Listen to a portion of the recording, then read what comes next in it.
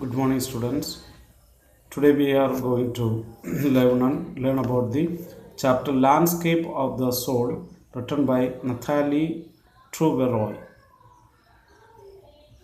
In this chapter, we already started this chapter, and second half is remaining. And once again, I would like to say it's just the summary of this chapter. This lesson exactly explains the different views of Western art and Asian art. So there are some stories we already explained in the beginning of the chapter, and the oldest tale, the stories tells us that art in Asia depicts the inner soul, whereas the Western art believes the illusionistic likeness. What I want to say, the Asian or the Chinese art, what happened? It gives only the symbolic. At the same time, it contains the spirit of the art, and the viewer is free to observe the picture or observe the painter from any angle, from any direction. There is nothing to block him. But the Western, the art is the viewer must borrow the eyes of the artist. Only the artist, he guides us. What the artist understood, we have to enter into his spirit, and according to his viewpoint, we have to observe them or enjoy the art. Because it gives only the illusionistic likeness. Illusionistic likeness means similar to the reality. We feel that it is original, and there is no space for the viewer to think about further or to contribute anything, nothing. But in Chinese art or Asian art,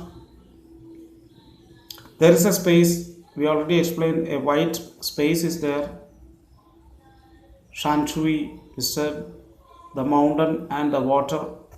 So where the mountain, vertical mountain and horizontal water, where it is interacting, that there is there comes the contribution of the viewer, observer. So there is a chance of development or thinking. And here, illusionistic reality, there the observer is compulsorily or forced to think according to the artist. But in the Chinese art, there is no force like that. Or Asian art, there is no force. Our art is just open to the observer or the onlooker, one who is looking at the art. He has a space to think and contribute for the further, and free to move according to the chronological period.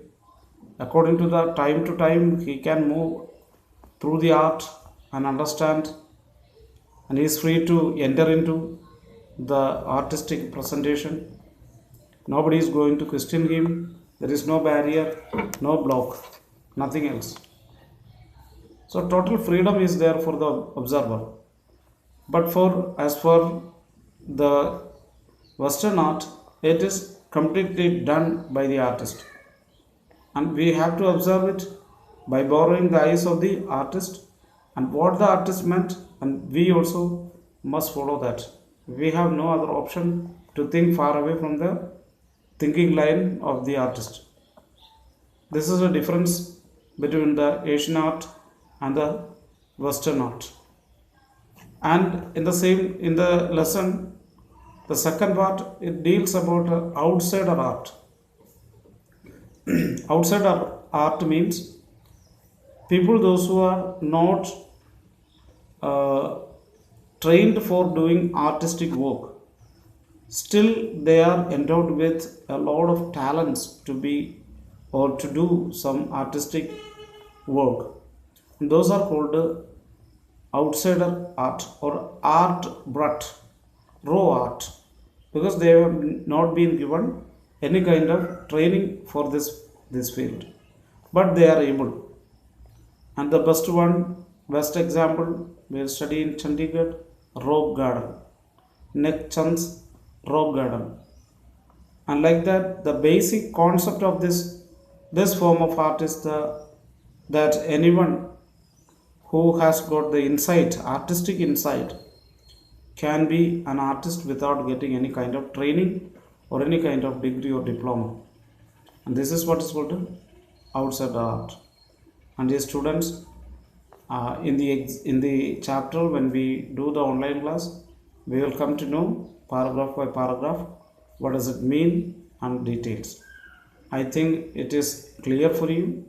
If there is any doubt, we will clarify in the online class. Thank you very much for listening patiently this video. Thank you.